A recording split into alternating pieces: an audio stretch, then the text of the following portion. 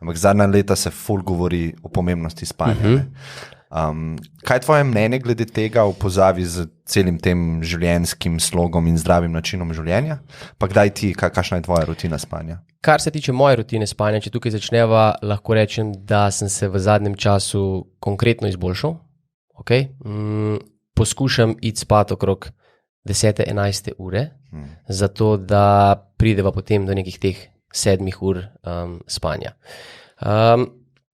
Izkazalo se je to normalno za zelo dobro potezo, predvsem kar se tiče efektivnosti pa osredotočenosti, pa tudi kar se tiče same komunikacije. In v bistvu zanimivo je, ko recimo, sploh če delam z nekom 1 na 1, vsi pričakujejo, da bo takoj na začetku kaj pa ješ in to in gor in dol, v bistvu vprašam, kako je s pancem. In je vsem tako ful zanimiv. Nekateri sploh ne vejo takoj, pa malo začnejo, ja, pa kakor kdaj, pa mogoče 5, pa 6, pa tako naprej. Ampak navade, ki so povezane s spanjem, so v tesni povezavi z našim hormonskim ravnovesjem. Okay? Hormoni so pa praktično prenašalci informacij.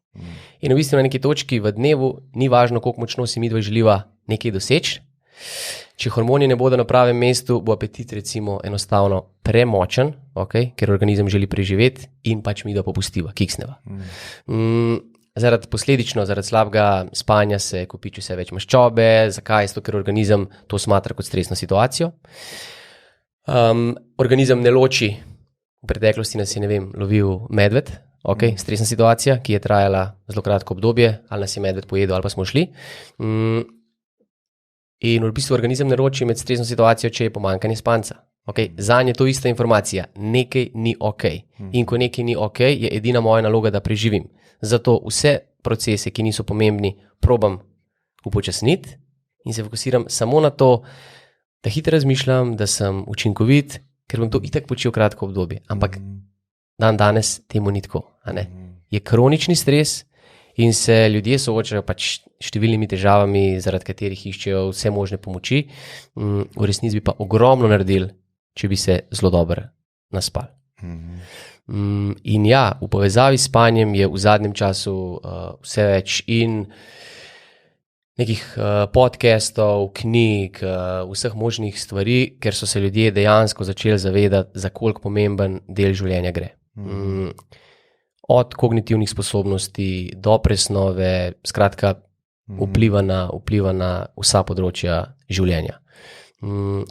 Pa ne samo težava, kar se tiče količine spanja, precejšnja težava je tudi s kakovostjo, s kakovostjo spanja. Oba veva, kaj počne večina posameznikov, preden se odpravi spat, a ne? Seksa? Ne, se ne. Ne, to ne. Večina. Pa bi bilo super, ampak okej, ja. Telefoni, televizija, skratka, ogromno ene svetlobe. In če pogledava čisto iz narave, ko je bilo ogromno svetlobe, pač se organizem ni pripravljal na spanje. Mi pa dejansko gledamo 5 minut, preden gremo spat v telefon in potem pričakujemo, da bomo v trenutku zaspali. Okay?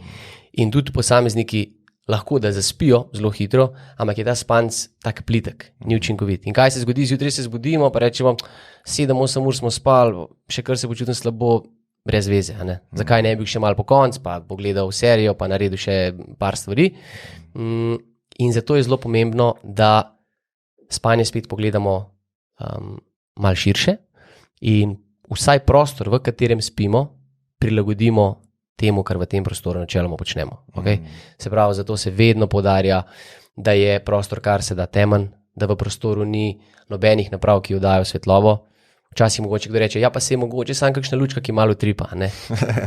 Katastrofa. Raziskave so pokazali, da če za koleno usmerimo snop svetlobe, je že koža sposobna absorbirati in ni to toliko učinkovito, kot bi bilo lahko.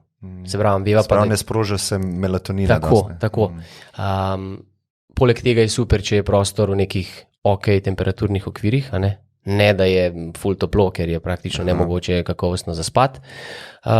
Poleg tega je pa super, če se pred spanjem na nek način umirimo. Lahko je to poslušanje umirjene glasbe, lahko je to branje, lahko je to meditacija, ker kot se recimo pripravimo na trening ali pa na pripravo obroka, je super tudi, če se pripravimo na spanje. Okay? Še predtem, ko gremo gledati film, si pripravimo recimo kokice, pa pijačo in tako naprej. Ko gremo spat, pa želimo to tako narediti zelo na hiter. Mislim, meni se je življenje spremenilo, ker sem se preselil sem. Okay. In ta pojsla, se pravi ta velika pojsla v spalnici, nima vtikača zraven pojsla. Okay. In to je nekako pomenilo, da nisem mogel telefona polniti na nočni umarci. In to je posledično pomenilo, da nisem bil na telefonu, prej sem šel spat. Ja. In to veliko ljudi reče, ampak to je treba res probati, da vidiš, kakšno razliko naredi to, ne samo s spanjem, ampak v tvojem življenju. Na splošno, ja. Ja, ker si bolj naspan, ne zazehaš niti enkrat po dnevu. Ja. Nikoli nisi zaspan popoldne. Ne? Energije imaš ful več. Ne? Tako da jaz dejansko spim 8-9 ur na dan, pa alarma nimam že zadnjih 5 let. Ne? Ko se zbudim, Ne? Okay. In dejansko se zdaj zelo zgodaj zbujam. V 7-8 sem že po koncu. Ni mi več do spanja, ni mi več do poležavanja. Ja. Takrat, ko se zbudim, začutim energijo v telesu in takrat ostanem. Ni tiste utrujenosti. To je praktično vrhunska poteza, če bi si pač tudi ostali recimo lahko tako oblikovali dan, da praktično se zbudimo brez budilke, ker veva, kako je, ko začne zvoniti budilka. Mislim, to je... Ja, ali pa se da saj tako budilko, ki te ne vrže iz postelje. Oziroma vsaj to, da je ena budilka. Okay? Te variante na vsakih 8 minut mi zvoni celo uro, zato da si lahko vzamem čas in se zbudim, mislim, to je katastrofa. A tisti Oura Ring si testiral, kaj ga ima Matej? Oura Ring nisem testiral, sem pa testiral Whoop. To mi je on omenil, da imaš ti in da te moram poprašati, ker sem razmišljal o nakupu tega prstana. Tako je, v bistvu iskreno, prsten mi ni bil najbolj praktičen. Zakaj? Zato, ker med treningom ga načeloma bi ga bilo fino dati dol, dočim ta pašček je zelo tako pač. Je tak športni. Tak športni, v bistvu niti problema, če greš plavat, karkoli taga, zadeva lahko vse čez gor. In opazil se je pač tako zelo, zelo lepo nazorno pokaže, kaj se dogaja. Med spanjem. Med spanjem. Ja. Kaj se dogaja recimo na noč, ko se recimo večkrat zbudiš. Koliko manj je deep sleepa. Kaj se zgodi recimo, ne vem, če spiš krajše obdobje in tako naprej. Ker pri spanju je tudi to problem. Večina ga smatra, ok, od ponedeljka do petka spim malo manj, potem pa soboto, nedeljo nadoknadam. Pravijo, da spanje pa finance niso enake, ok? Takrat lahko malo več zapravim, kot imam teoretično, pa pol zvorbam. Pa odnosi tudi niso tako. Tako je. Tako da pri spanju je pa ta konstanta zelo pomembna. Ker tudi to, kar si samo opazil, ko si začel spati določeno obdobje, si prej omenil, da v bistvu se že zdaj kar malo prej zbudiš. Okay? Ker tvoj počitek postaja vse bolj učinkovit. In lahko se zgodi, da mogoče ostaneš še nekoliko prej, čez čas. Ker boš svoj organizem res prepeljal. Samo moram alarm dati. Ne, da se boš sam zbudil prej. Da bi sam. Ja. Ker spet je tako, ne.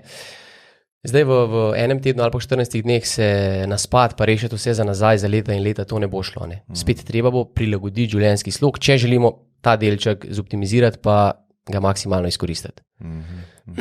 A te nimaš zdaj gor? Trenutno ne, ker se polni. Ampak jo poskušam pač nositi. In si zadovoljen? Ja, meni je super, predvsem zaradi tega, ker me te stvari zanimajo. V bistvu sem tudi zelo hitro dobil podatke, ki sem jih potreboval, kako kakšne stvari vplivajo. Spet pri tem mi pomaga ta rutina. Ker težko rečem, ok, ne vem, mogoče sem kaj takega pojedel. Pač, če veš čas eno in isto jem, pa če so vse ostale stvari relativno podobne, lahko potem rečem, ok, ker sem spal 4 ure namesto 8, je to tista glavna razlika, da se je zgodilo to in to. Aha, pol veš, v bistvu lahko takoj linkaš, zakaj se počutiš malo slabše. Ne? Lahko povežem. Če imaš vse stvari. Lahko povežem. Ja. Ker mogoče tukaj v povezavi s spanjem, prej si omenil ogromno teh negativnih stvari, še ena je pa ta, da v bistvu trpi komunikacija. Lahko narediva zelo preprost test, če se boš ti tekom 8-urnega počitka 5-krat zbudil, okay, pa vstal za 2-3 minute, boš naslednji dan, mislim, to te bo lahko nekdo malo bolj grdo pogledal, pa bo stvar ful narobe izpadla. In potem ljudje se sprašujo, zakaj pa je danes taka ali pa taka, kaj pa se je zgodila, sem kaj narobe rekla, naredila, a ne? Ampak ne, pač spet, stresna situacija, tako ful.